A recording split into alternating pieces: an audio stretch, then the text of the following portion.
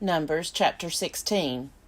Now Korah, son of Izhar, son of Kohath, son of Levi, along with Dathan and Abiram, sons of Eliab, and On, son of Peleth, descendants of Reuben, took 250 Israelites men, leaders of the congregation, chosen from the assembly, well-known men, and they confronted Moses. They assembled against Moses and against Aaron, and said to them, "You have gone too far. All the congregation are holy, every one of them, and the Lord is among them. So why then do you exalt yourselves above the assembly of the Lord?" When Moses heard it, he fell on his face. Then he said to Korah and all his company, "In the morning the Lord will make known who is his, and who is holy, and who will be allowed to approach him. The one whom he will choose he will allow to approach him. Do this: take censers, Korah and all your company, and tomorrow put fire in them, and lay incense on them before the Lord.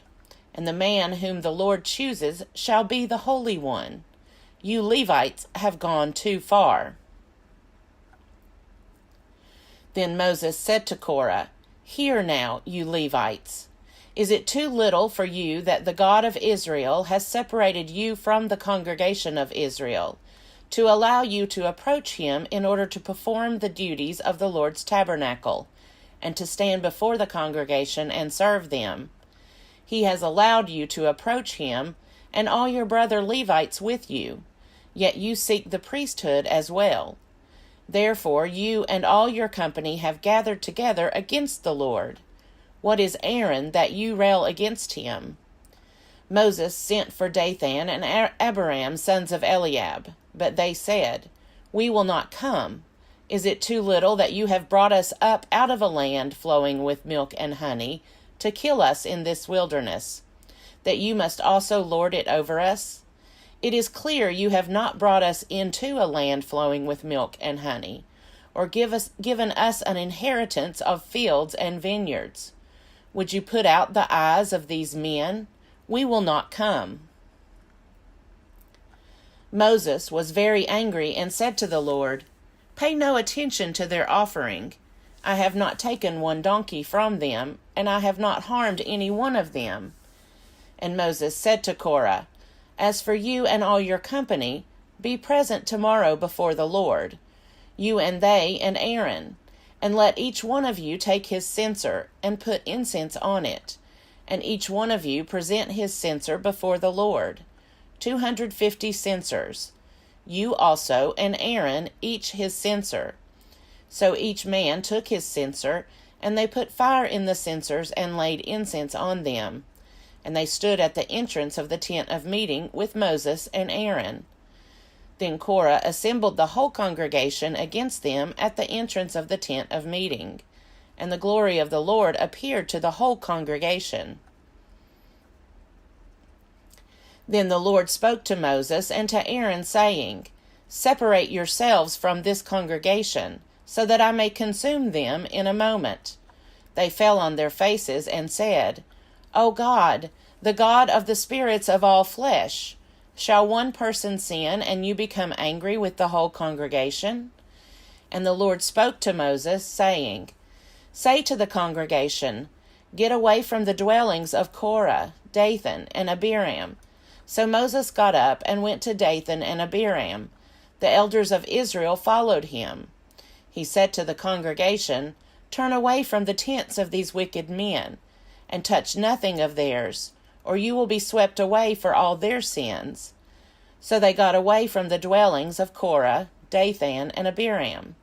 And Dathan and Abiram came out and stood at the entrance of their tents, together with their wives, their children, and their little ones. And Moses said, "This is how you shall know that the Lord has sent me to do all these works. It has not been of my own accord. If these people die a natural death, or if a natural fate comes on them, then the Lord has not sent me. But if the Lord creates something new, and the ground opens its mouth and swallows them up, with all that belongs to them, and they go down alive into Sheol, then you shall know that these men have despised the Lord." As soon as he finished speaking all these words, the ground under them was split apart. The earth opened its mouth and swallowed them up, along with their households, everyone who belonged to Korah and all their goods. So they, with all that belonged to them, went down alive into Sheol. The earth closed over them, and they perished from the midst of the assembly. All Israel around them fled at their outcry, for they said, "The earth will swallow us too." And fire came out from the Lord and consumed the 250 men offering the incense. Then the Lord spoke to Moses, saying, "Tell Eleazar, son of Aaron, the priest, to take the censers out of the blaze. Then scatter the fire far and wide. For the censers of these sinners have become holy at the cost of their lives. Make them into hammered plates as a covering for the altar. For they presented them before the Lord, and they became holy. Thus they shall be a sign to the Israelites." So Eleazar the priest took the bronze censers that had been presented by those who were burned, and they were hammered out as a covering for the altar, a reminder to the Israelites that no outsider, who is not of the descendants of Aaron, shall approach to offer incense before the Lord, so as not to become like Korah and his company, just as the Lord had said to him through Moses. On the next day, however, the whole congregation of the Israelites rebelled against Moses and against Aaron, saying, "You have killed the people of the Lord." And when the congregation had assembled against them, Moses and Aaron turned toward the tent of meeting. The cloud had covered it, and the glory of the Lord appeared. Then Moses and Aaron came to the front of the tent of meeting, and the Lord spoke to Moses, saying, "Get away from this congregation, so that I may consume them in a moment." And they fell on their faces. Moses said to Aaron, "Take your censer, put fire on it from the altar, and lay incense on it, and carry it quickly to the congregation, and make atonement for them. For wrath has gone out from the Lord, the plague has begun." So Aaron took it as Moses had ordered, and ran into the middle of the assembly, where the plague had already begun among the people. He put on the incense and made atonement for the people. He stood between the dead and the living, and the plague was stopped. Those who died by the plague were 14,700, besides those who died in the affair of Korah. When the plague was stopped, Aaron returned to Moses at the entrance of the tent of meeting. Numbers chapter 17. The Lord spoke to Moses, saying, "Speak to the Israelites, and get 12 staffs from them, one for each ancestral house, from all the leaders of their ancestral houses. Write each man's name on his staff, and write Aaron's name on the staff of Levi, for there shall be one staff for the head of each ancestral house. Place them in the tent of meeting before the covenant where I meet with you, and the staff of the man whom I choose shall sprout. Thus I will put a stop to the complaints of the Israelites that they continually make against you." Moses spoke to the Israelites, and all their leaders gave him staffs, one for each leader, according to their ancestral houses, 12 staffs, and the staff of Aaron was among theirs. So Moses placed the staffs before the Lord in the tent of the covenant.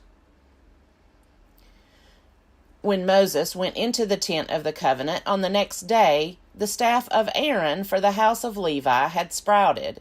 It put forth buds, produced blossoms, and bore ripe almonds. Then Moses brought out all the staffs from before the Lord to all the Israelites, and they looked, and each man took his staff.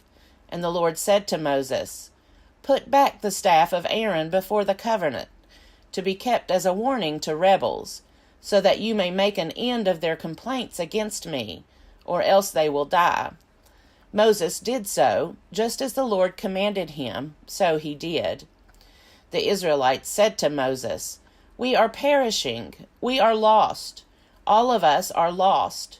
Everyone who approaches the tabernacle of the Lord will die. Are we all to perish?"